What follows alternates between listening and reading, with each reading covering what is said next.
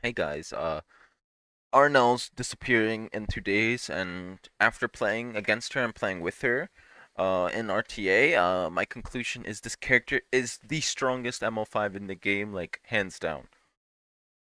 My reasoning is this character, the only way to stop her from one-shotting a character turn one is to ER cheese her with a Christie, or just build your characters with ER naturally.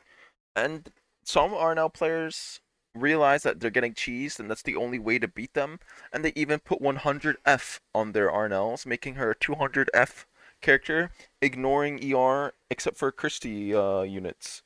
And she has so much damage in her kit, she has so much utility, she takes turn one. This character is absurd for anyone who has the gear to gear her above 300 speed, and even for people who can't.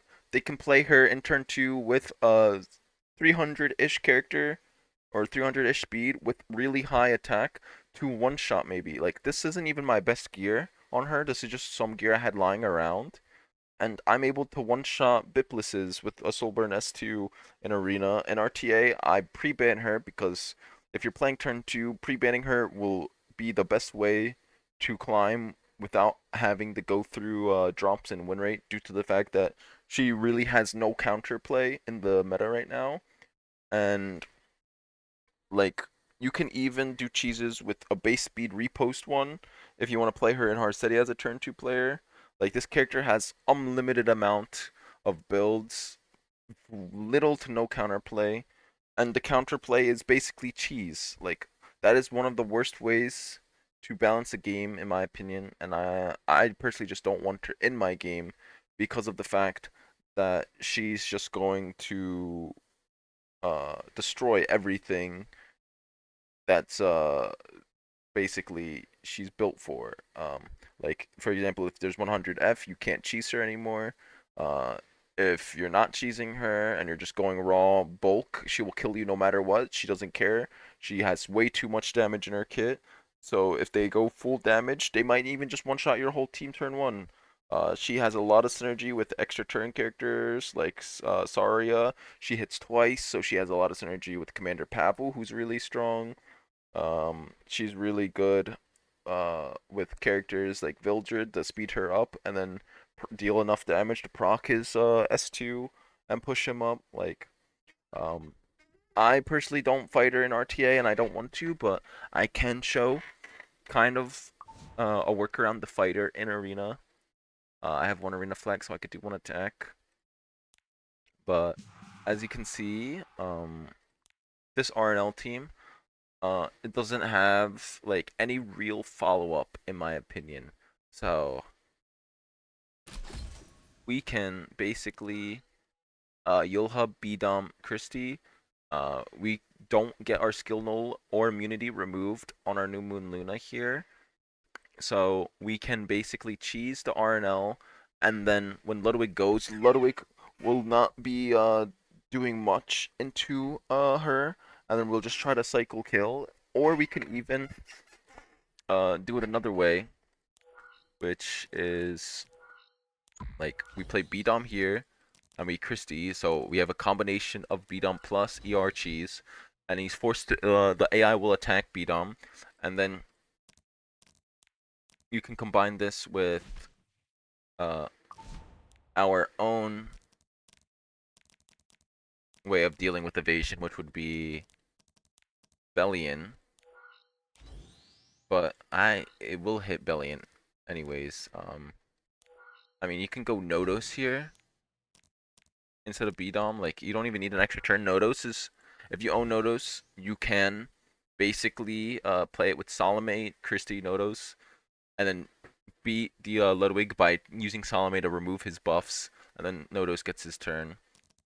And then, like, I think since we're fighting evasion and we want to do it, I can pick Zeno here, and I can kind of show you um basically how to cheese the AI version, because it doesn't really matter the build when you're fighting AI, because you can always play Christie and a light bait unit into it.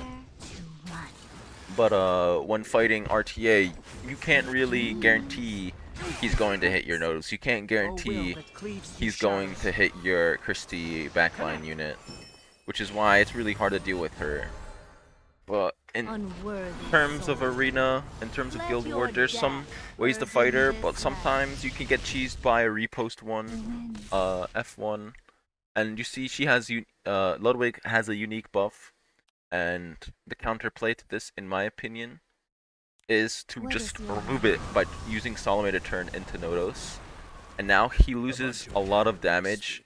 He loses his barrier on RNL, and we remove blocks. So now Zeno takes his turn. I can S3. I'm probably gonna miss on RNL still, but we get our unbuffable, we get our rupture, and we didn't miss on RNL, which is really strong. And then we just press, like, we just did that just to kind of deal a little damage.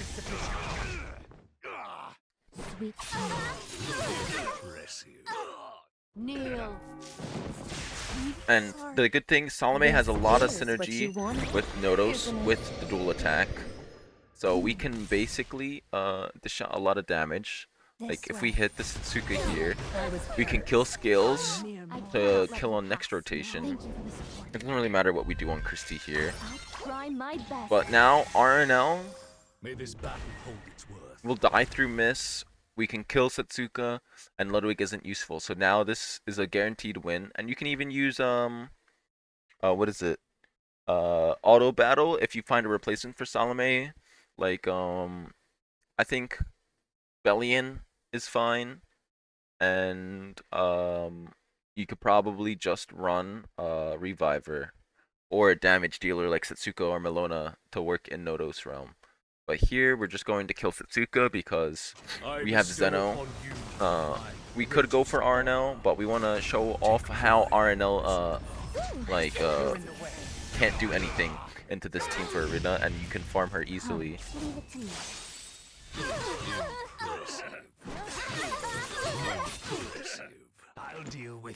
Like, we don't have to hit Ludwig because he doesn't really do anything into our team. Hit the RNL, RNL's dead, and then we could just use the dual attack to use Notos to kill Ludwig. And with no S3, he's kind of just a sitting duck, and we can finish him off with an S2. But I don't really want to play against him in RTA, so I don't really have RTA clips fighting RNL, but I would say, if you're playing turn 2, Preban her. And that's it for this video. If you have anything to comment on RNL, maybe like strategies you came up with that you think isn't cheese and beats her reliably, let me know.